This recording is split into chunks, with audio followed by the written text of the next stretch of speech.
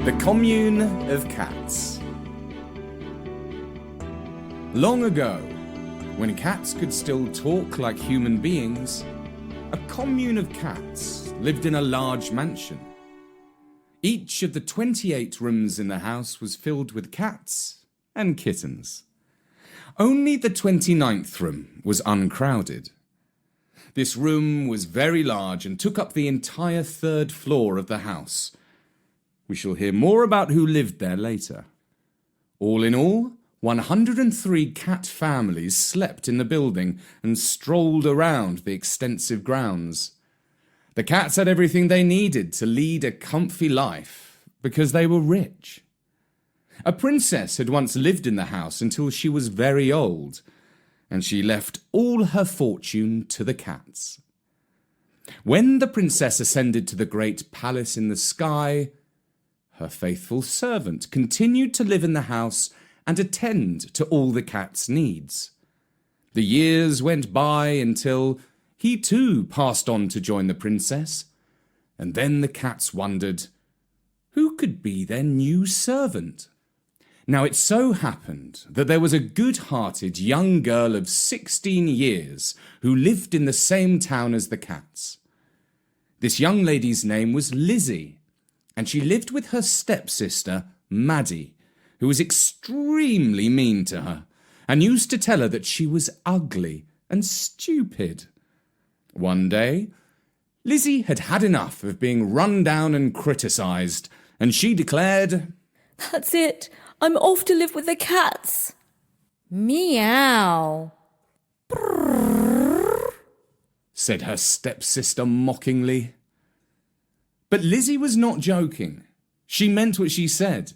She packed her few possessions into a little bag and left for the big mansion belonging to the cats.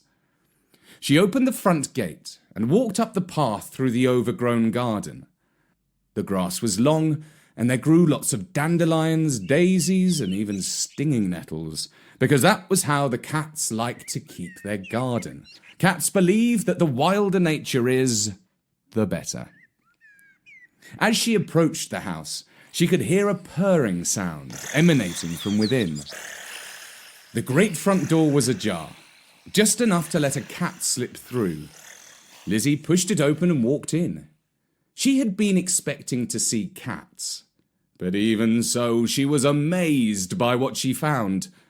There were cats climbing over or sleeping on the piano, the sofas, the chairs, the windowsills. One of them had even managed to jump from the balcony onto the chandelier. Every one of the steps of the great staircase was a seat for at least 2 cats. Everywhere she looked, there were cats. "Excuse me," said Lizzie. "may I speak to the chief cat?" "None of us is chief," declared a sleepy black cat, "because all who live in the cat commune are equal. But we acknowledge the wisdom of a wise cat, whose name is Comrade Gatsby. You may find him on the 3rd floor." Lizzie thanked the black cat and climbed the stairs, being careful not to step on any of the feline inhabitants. She passed up through the 2nd floor, which was as packed with cats as the 1st, and carried on climbing up to the 3rd story of the house. She was surprised that this part of the staircase was empty of cats, and she could see the red carpet woven with the gold coat of arms of the princess who had once lived in the house. When she arrived at the top, she at first thought that the entire floor was empty of life.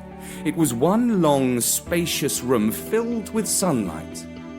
Paintings hung on the walls, and statues of people who might have been Romans or Greeks seemed to be the only occupants. It was like a gallery in a museum. Her eye was drawn to one especially large and elegant painting. It was a portrait of a bejeweled lady, whom she guessed to be the princess and former owner of the house. And in her arms, she was holding a fat, smug tabby cat. As she moved her eyes from the painting, she finally noticed, fast asleep on a large gilded throne, a tabby cat. exactly like the one in the picture, only fatter and with grey hairs. She said. Excuse me, sir? Said the cat. You may bring me my cream. Lizzie looked around and she saw a silver jug of cream sitting on a windowsill to keep. She poured some into a gold-rimmed bowl and brought it to the old cat, who gladly licked it with his rough tongue. I hope you don't mind me asking, sir, but are you the cat in the painting with the princess? Oh, no, replied the tabby. He lived here long ago in the former times when things were entirely different. Very good, sir. I hope you don't mind my questions. I'm curious by nature, you see. In actual fact, I've come to look for work. I can cook, clean and mend, and I can even tend to the garden. Said Comrade Gatsby. We are in need of a new servant. We shall try you out, and if you work hard, you may stay. Oh, thank you, sir. Thank you so much. I promise not to disappoint you, said Lizzie gratefully. From then on, she slept on a sofa on the ground floor, surrounded by cats. In the day, she washed the windows, dusted the furniture, wiped cat hairs off the sofas, cleaned out the fireplaces, and scrubbed the floors on her hands and knees. The cats, who appreciated cleanliness, always got out of her way so that she could carry out her duties freely. But of course, there was only so much Lizzie could do. However hard she scrubbed, she could not get rid of the fishy, catty smell that hung around the lower floors of the palace. At first, the pong made her feel a little queasy, but she soon got used to it, and after a while stopped noticing it altogether. She soon showed her good nature. She helped little kittens who got stuck in trees. She nursed old cats who had aches and pains. And when two or more cats were screeching at each other on the verge of a dreadful fight with tooth and claw, she soothed their tempers and patched up the quarrel. She did all this, and she still had time to bring Comrade Gatsby his cream and make sure that his bed was clean and comfortable. When the fishmonger delivered dinner, she took the largest and best piece to Comrade Gatsby and then divided the rest fairly among the families of cats who lived downstairs. Finally, she cooked some pilchards for her own supper. In short, before her 2-week trial period was up, the cats loved Lizzie far too much to let her go. Comrade Gatsby gave her a permanent position as the cat's servant. 6 months passed in this way, and Lizzie, who had been working hard the whole time, was in need of a break. She had saved up a few pennies from her small salary, and she meant to go to the seaside. She asked Comrade Gatsby if she could have his blessing for the holiday, and he said, "A comrade worker deserves a rest once a year. Take a gold coin from my trunk. You have earned it." Lizzie had not looked in Comrade Gatsby's private trunk before, although she had polished its brass plates and lock. Now she had his permission. She opened it with the key and found that it was brimming with gold coins. What a fortune was in there! And he had several more trunks at the other end of the room. She took just one gold coin, thanked her master for his generosity, and happily skipped downstairs, where she promised all the cats that she would be back after 2 weeks were up. "Meow, meow, what will we do without you? Lizzie, please stay," pleaded the cats. But Lizzie laughed happily and said, Oh, don't worry. I'll be back in no time. I've given my word to Comrade Gatsby that I will return after my holiday. And why shouldn't I? I'm as happy as I ever have been living here and working for you. Lizzie left the house, passed through the garden, and strolled down the road heading for the inn where the stagecoach picked up passengers on the way to the seaside. But before she reached the inn, who should she see but her cruel stepsister, Maddie? Well, well, well, look who it is, exclaimed Maddie. It's the cat girl. Meow! How are you? How's life living with the cats? Oh, it's simply wonderful, replied Lizzie. I'm off on holiday with this gold sovereign that Comrade Gatsby, the wisest and most revered of the cats, has given me. He has boxes and boxes of coins, just like this one. And she flashed her gold at her sister. A proper gentleman he is. And he treats me so nicely and with a great deal of respect. Now, it might have been unwise of Lizzie to give all this information to Maddie, but she could not help herself.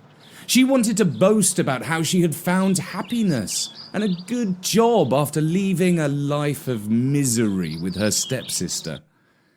Maddie tossed her head and said, I wouldn't lower myself to work for cats. Well, really, that's your loss, replied Lizzie, and she ran off to the inn to catch her coach to the seaside.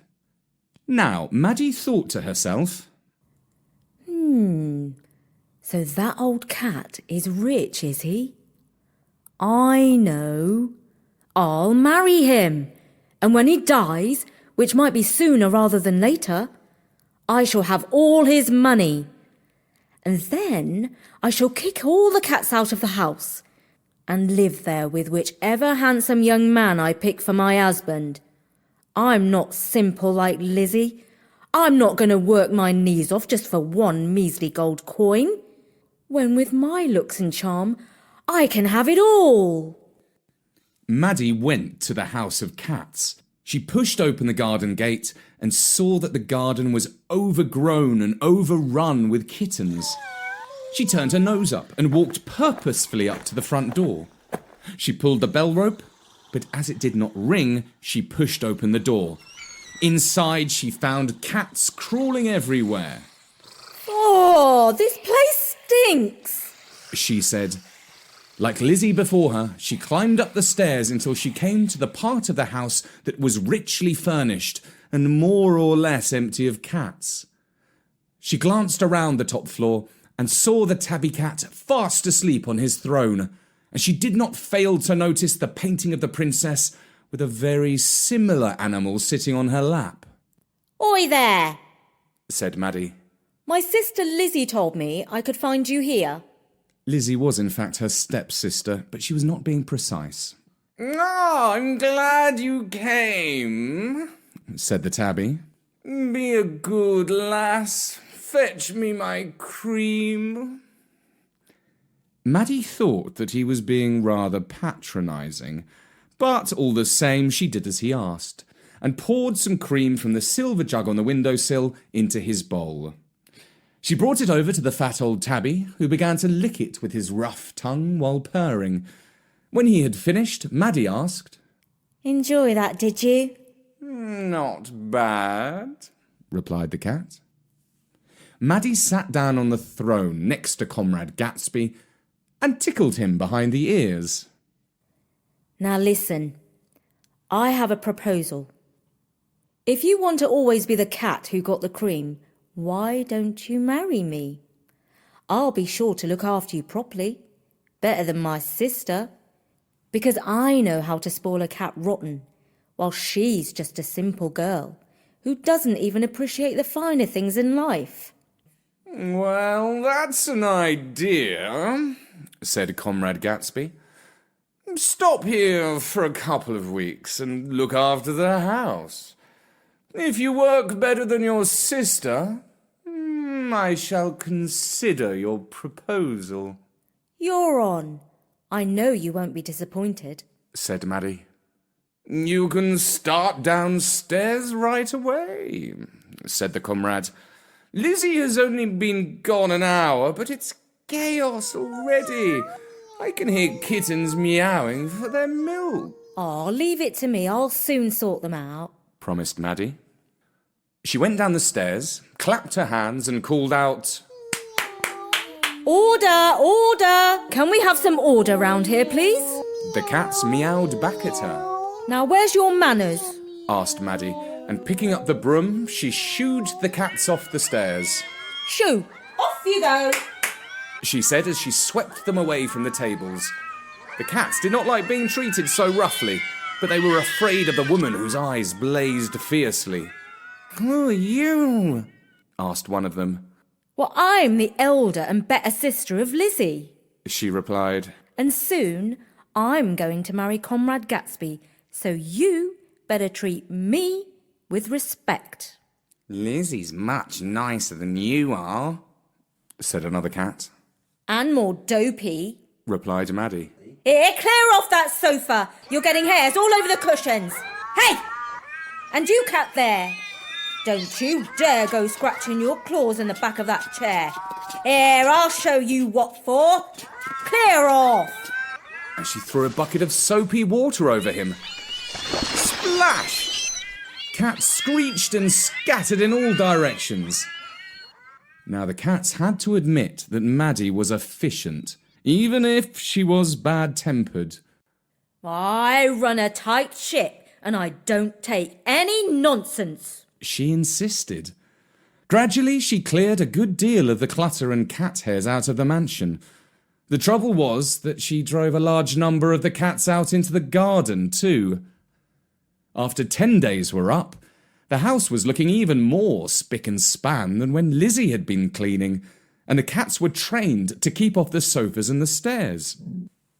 In the early evening, when the fishmonger brought his box of food for the house, Maddie quizzed him for any information he had on Comrade Gatsby. Well, he always pays the bills promptly, and he's the boss cat around here, said the fishmonger. I knew his grandfather when the good princess was alive. We always used to joke that he was the real master of the house. And now, in his grandson's time, that's come true. So, is that Comrade Gatsby's grandfather in the painting of the princess? Asked Maddie. Oh, that's him all right, confirmed the fishmonger. Maddie brought Comrade Gatsby his prize fish, as she did every day. Here you are, comrade, she said. Wrap your chops round this fine piece of trout. I shall indeed, said the old cat. But before I leave you to it, said Maddie, have you considered my proposal? Which one was that? Asked the comrade. Why, marriage, of course, said Maddie. My sister is due back in a couple of days' time. You wouldn't want the owls to slip back into her old slack and lazy state, would you? Well, actually, I liked her better than you, said Gatsby. Maddie was so furious that she picked up the cat's bowl of fish and flung it out of the open window. They both heard it crash on the path outside, where several cats were seen screeching and fighting over the fine food. Temper, temper, said Comrade Gatsby. Oh, that was nothing. I'll give you temper, screeched Maddie, shaking her fist at the comrade. He remained motionless and stared back at her, just as if she were a crazy dog on the end of a lead. Maddie thought about his sharp claws and her own face, and thought better of trying to strangle him. I know the truth about you, she said. I heard the story from the fishmonger. You're the grandson of that cat in the painting. You say that everything has changed and all you cats are equal. But you're just a fat old aristocratic cat, living a life of luxury, while all the comrades are in crowded and filthy conditions downstairs. Nothing has changed at all. You're a hypocrite cat, and if you don't marry me, I shall tell all the comrades downstairs the truth about you and your life of luxury. And I'll tell them to come up here and see for themselves. If the cats visit the top floor, they will ruin it in no time with their claws, said Comrade Gatsby. Just like they've spoiled downstairs, and they would spend all the money at once, and then we would all be poor.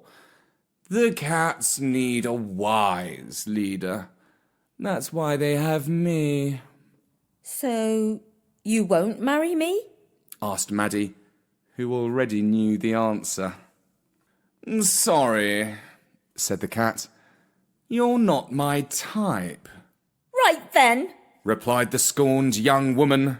You'll soon see that you've made a big mistake. As she hurried downstairs, propelled by her fury. Cats! Cats! Cats! She called out, clapping her hands. Comrade Gatsby has invited you all upstairs to see how he lives. At first, the cats took little notice. But when Maddie went to fetch a broom, which made her look threatening, they started to listen to her. Go on. He's waiting for you. Go upstairs and see. She insisted. Well, I for one am curious, said a black and white cat. It's not as if we are busy right now. Let's go and take a peek, agreed another, who, judging by her looks, might have been a Siamese. Half a dozen cats took up the offer and padded up the stairs to look round Comrade Gatsby's upper floor. Maddie followed, thinking, Oh, I'm going to enjoy this. When they see he has all that luxury to himself while they are packed in downstairs, they'll throw him out. But she was very disappointed. The cats looked around at the room open-eyed and full of admiration. Very nice, said one. I like your paintings, said another. And the curtains are very tasteful, said a third, who started to climb up one of the drapes. Maddie was fuming, until a fourth cat went to pee in the corner. She sniggered, and Gatsby hissed sternly, Comrade, that is not the place. And the ill-brought-up cat backed off. The Siamese and the black and white cats, who were the leaders of the delegation, bowed down before Comrade Gatsby's throne and said, Oh, Lord High Comrade, thank you for inviting us to your floor. We want to take this opportunity to thank you for all you do for us, especially for paying the fishmonger's bills. Oh, you creeps, sneered Maddie, but they took no notice of her. Comrade Gatsby licked his paw nonchalantly and replied, As a reward for your loyalty, you may take a sardine out of the icebox on your way out. Thank you, your high lord comradeship, said the cats. And I have one more task for you. Yes, your highness. Get a guard of cats together and escort Miss Maddie from the grounds of the house, and make sure she never comes back.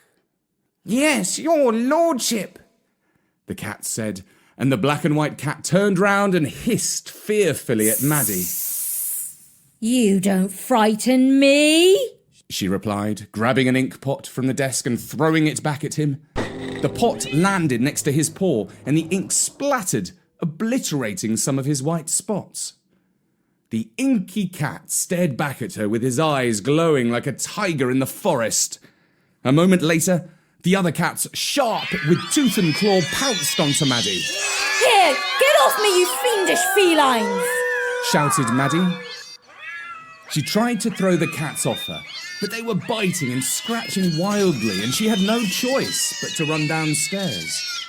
As she passed through the lower floors, scores of other cats joined in the pursuit and chased her through the grounds and the house and out onto the street. Further down the road, the kind-hearted Lizzie, who had returned early from her holiday, saw her stepsister running towards her with scratched face, arms and legs, and a torn dress. These cats are completely mad. They're crazy. Get them away from me, shouted her sister as she hurtled past. I wonder what got into her, said Lizzie, and she went happily on her way back to the House of Cats. Surprise! she called out as she came through the door. I came back early because I missed you all so much. The cats replied with loud, appreciative purring. My, Said Lizzie. you've managed so well. The house is far cleaner and tidier than I ever expected to find it. After she had picked up and cuddled some of the kittens, who had noticeably grown in her absence, she went upstairs to tell Comrade Gatsby that she was back. "How nice to see you, my dear," he purred. "We've truly missed you. I have a proposal. How would you like to marry me? I am not immortal. I won't live forever. And one day, all of this can be yours." Well, thank you, comrade, said Lizzie, taken aback. That's a most generous offer, and my heart is truly touched. I do hope you won't be offended if I say that one day I do hope to marry a young man. And so, if you will be so gracious, please accept my most humble refusal. "It was just a passing thought," said Comrade Gatsby. "I am not at all offended. In fact, I think it is to your credit that you were not greedy for this fine house and all the gold and valuable jewels and works of art contained within. Another girl might give a very different answer. Since you were so honest, I have a second proposal. How would you like to have the cottage at the end of the garden? It can be yours for life, and if you marry a young man who is true to you, you can live there with him." Oh, thank you, comrade. You are so very generous and kind. That would be my dream and would make me happy for all my days. And so Lizzie went to live in the cottage at the end of the garden, and continued to work as housekeeper and nurse for the cats in the big mansion. A year later, she married her childhood sweetheart, who came to live with her in the cottage and helped her look after the Commune of Cats. They had 6 children and lived happily for all their days, while her stepsister Maddie married a rich lawyer for his money and moved to the big city. But the only person she ever loved was herself. And she always especially hated cats.